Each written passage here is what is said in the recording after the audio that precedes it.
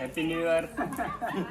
Like, share and subscribe to Okay. Will Golakia. Okay hi friends, welcome છે આજના નવા બ્લોગમાં. Happy new year to all my dear friend. આજે છે બેસતા વર્ષનો દિવસ, નવા વર્ષનો દિવસ, અને ફેમિલી સાથે એન્જોયમેન્ટ કરવાના છીએ. બપોર પછી એક કાર્યક્રમમાં પણ જવાના છીએ. મોટા સુરકા ગામનો કાર્યક્રમ છે, ત્યાં જવાના છીએ. અને આજનો આખો દિવસ છે એ યાદગાર રહેવાનો છે. ચાલો બ્લોગમાં અંત સુધી બન્યા રહેજો અને કમેન્ટ બોક્સમાં હેપી ન્યૂ યર લખતા જજો. એને બોલિવૂડ સેલિબ્રિટી જેવી ફિલિંગ આવતી હોય એવું લાગે છે. જુઓ, એ મોઢું નહીં દેખાય. તો ફ્રેન્ડ્સ, આ તરફ ફોટોગ્રાફી ચાલુ છે અને બધા આજે નવા ઉમંગ સાથે અને આમ અલગ ઉત્સાહ સાથે આજે દિવસની શરૂઆત થઈ છે. એટલે અંત સુધી વ્લોગને જોતા રહેજો, મજા આવવાની છે. જુઓ, આ તરફ હવે એક પછી એક બધા તૈયાર થઈને રેડી થઈને ન્યૂ યરના દિવસે દેખાય છે. જુઓ, શું કહીશું અમારા સબસ્ક્રાઈબર્સને? Happy New Year. Happy New Year. Like share subscribe કરવાનું નહીં કયો. Like, share and subscribe to Okay. Will Golakia. Okay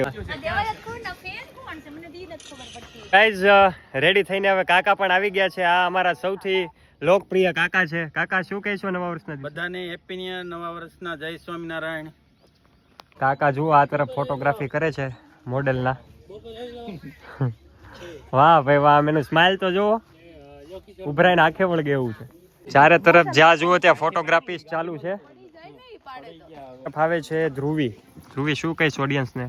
અરે લાઈક કરો ધ્રુવિલભાઈ.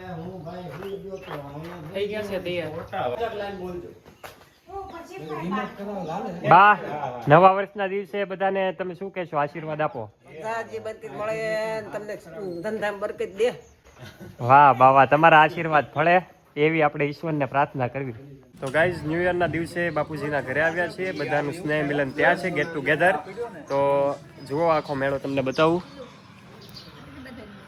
Hello boys. હાય, નવા વર્ષના રામ રામ, જય સ્વામિનારાયણ.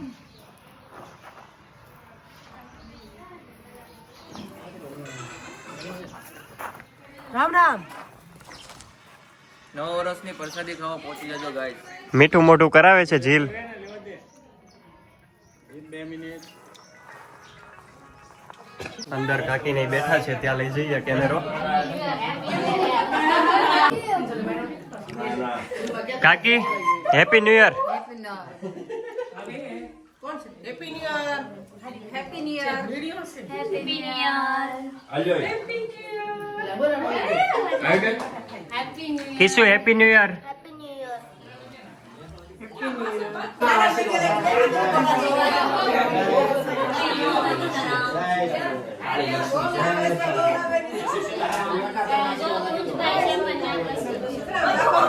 નાસ્તાની તૈયારી ચાલુ છે. જુઓ, હેપી ન્યુ યર. ઓકે લાજો ભાઈ, એમ કરી દીધું એને. આપણે તેનામાંથી એકવાર વેલકમ કરી લીધું હતું. પહેલા નવા તમને આવવાનું